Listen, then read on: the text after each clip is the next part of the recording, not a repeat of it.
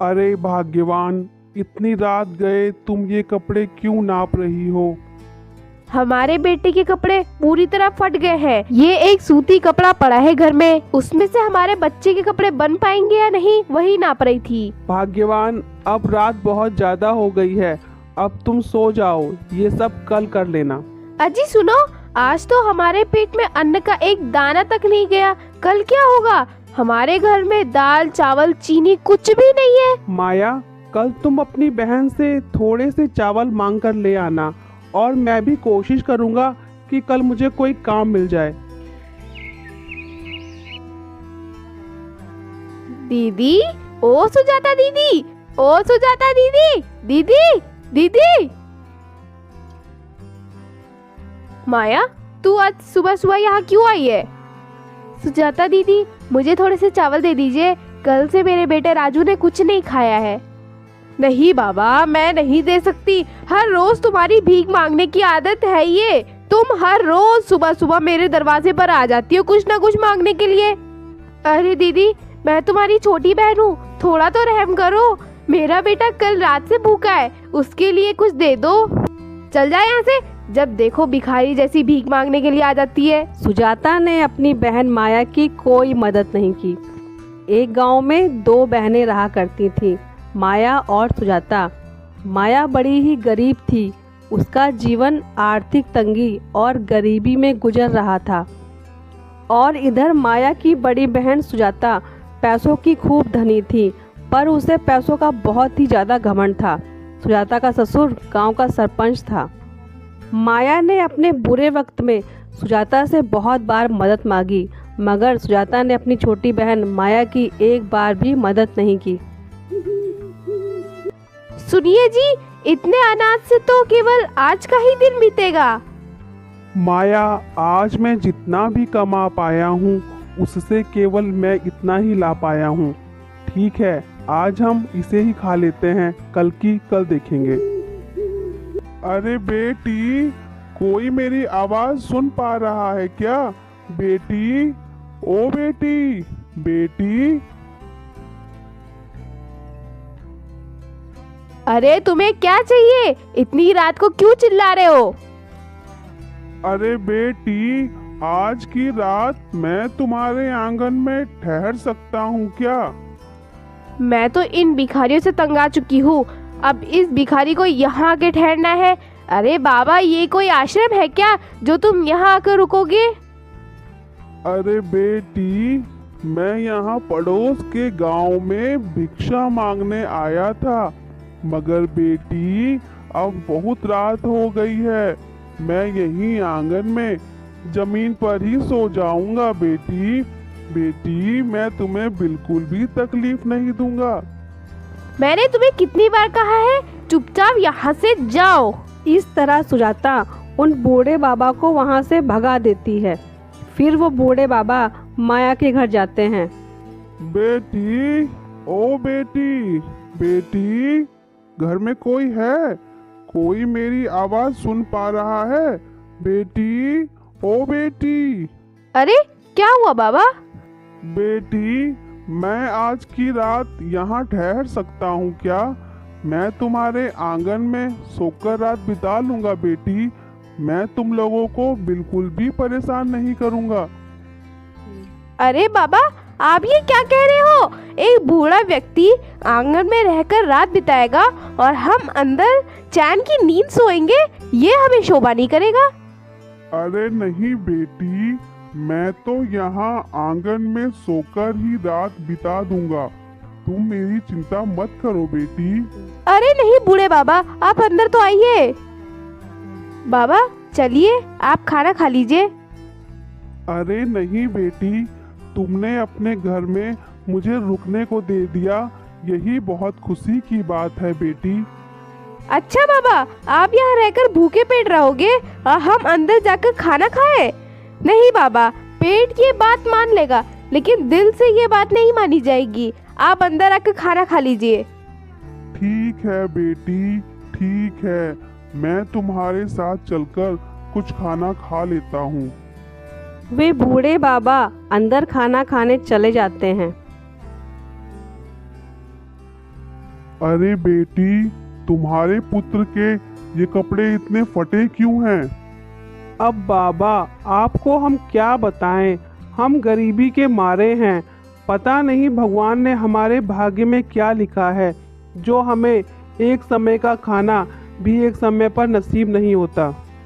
जब तुम्हारी इतनी स्थिति बुरी है तो तुम मुझे खाना क्यों खिला रहे हो? इधर तो तुम्हारे खुद के खाने के ठिकाने नहीं है बेटा।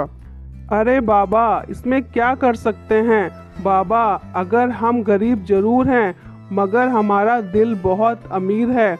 आप भूखे रहो और हम खुद खा ले, ये हमें शोभा नहीं देगा बूढ़े बाबा। अरे बेटा, देखना एक ना एक दिन ऊपर वाला तुम्हारी जरूर सुनेगा। पता नहीं ऊपर वाला हमारी कब सुनेगा बूढ़े बाबा। अरे आप दोनों ये क्या बातें लेके बैठ गए? चलिए बाबा, खाना खाइए। बाबा, आप फिर हमारे घर आ जाना। आप आएंगे तो हमें बहुत अच्छा लगेगा। अरे बेटी, मैं तुम्हारे व्यवहार से बड़ा ही संतुष्ट हुआ।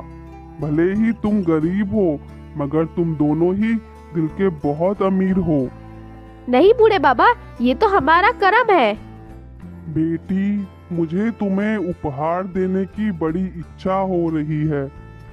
नहीं बाबा, हमें कुछ और नहीं चाहिए, हमें तो बस आपका आशीर्वाद चाहिए। अरे नहीं बेटा, जब कोई बड़ा तुम्हें कुछ उपहार दे रहा होता है तो उसे इनकार नहीं करते, खुशी खुशी उसकी भेंट स्वीकार करते हैं। फिर वो बाबा अपने झोले में से एक घड़ा निकालते हैं और माया को पकड़ा देते हैं। ठीक है बेटी, अब मैं चलता हूँ। इतना कहकर वो बूढ़े बाबा वहाँ से चले जाते हैं।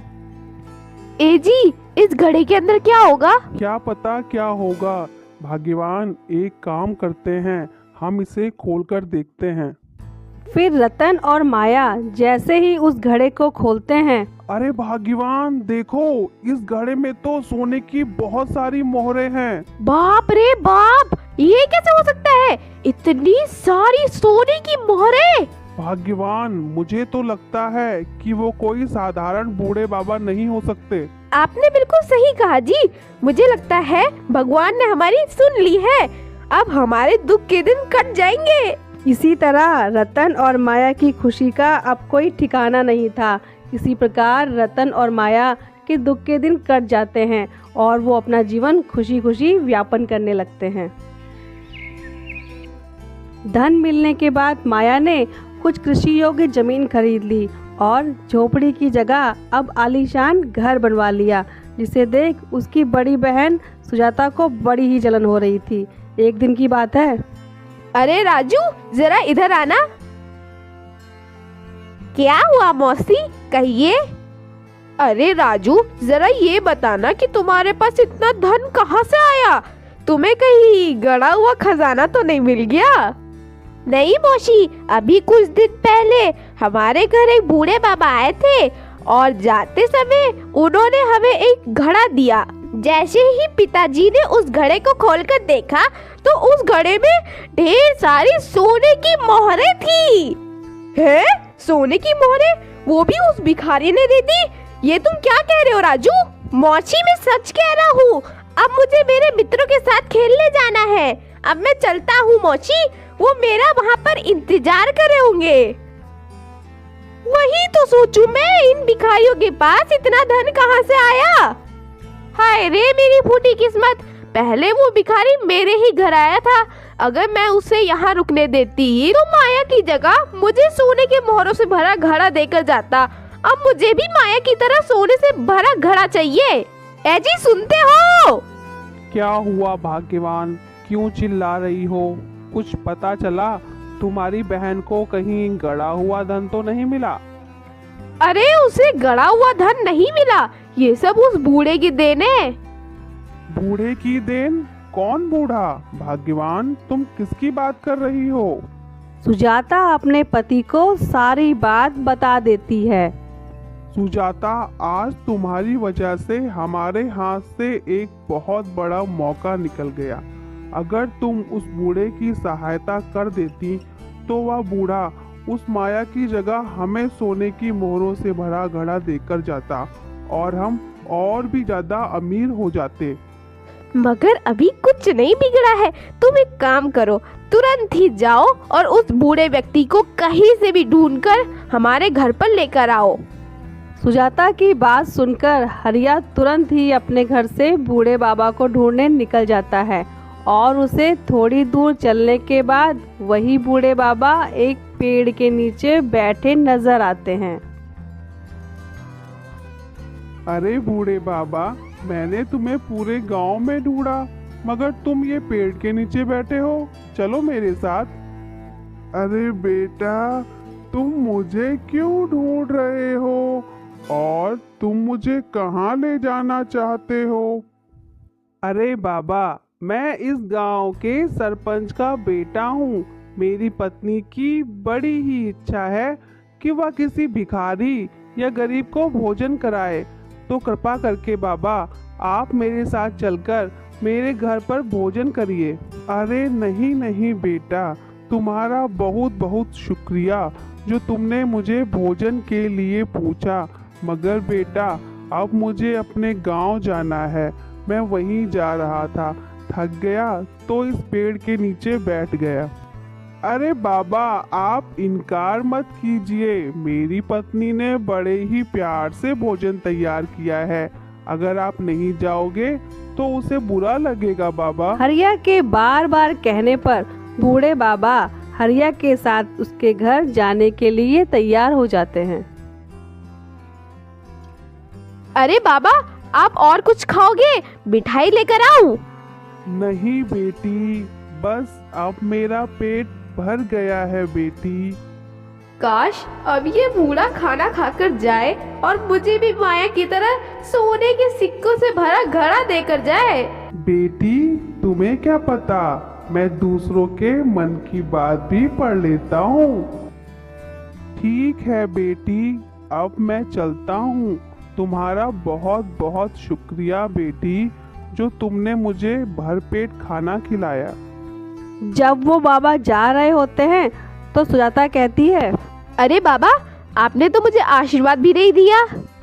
अरे बेटी, मेरा आशीर्वाद तो तुम पर सदा ही रहेगा। ठीक है बेटी, अब मैं चलता हूँ। अरे बाप रे, इस बूढ़े ने तो मुझे कुछ उपहार ही नहीं दिया।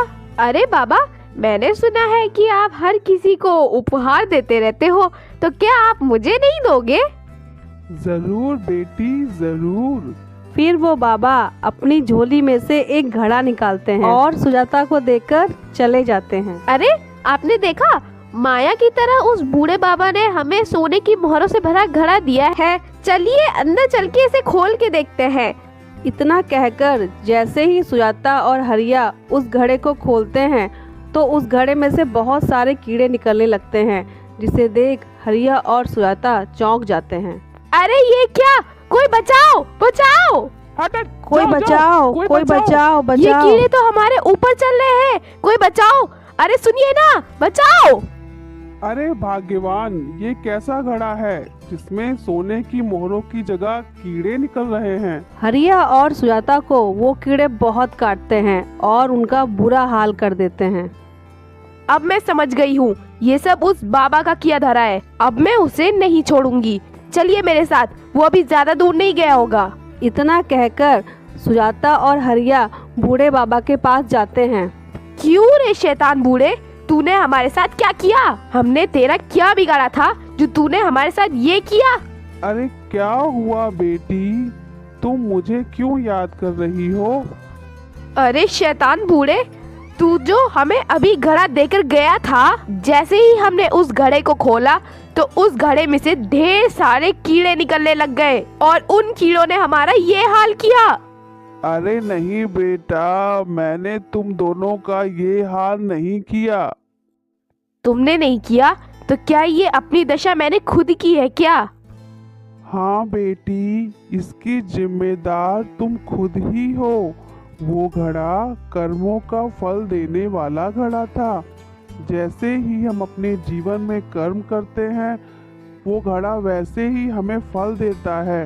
बेटी, तुम बहुत लालची और घमंडी हो। तुम्हारा ये हाल तुम्हारे कर्मों ने ही किया है। तो फिर माया के घड़े में से ढेर सारी सोने की मोहरें निकली और हमारे घड़े में से ढेर सारे कीड़े निकले। ऐसा क्यों हुआ बाबा? क्योंकि माया एक साफ दिल की औरत है और वो हमेशा दूसरों का भला चाहती है। इसीलिए अच्छे कर्मों के कारण उसके घड़े में से सोने की मोहरें निकली।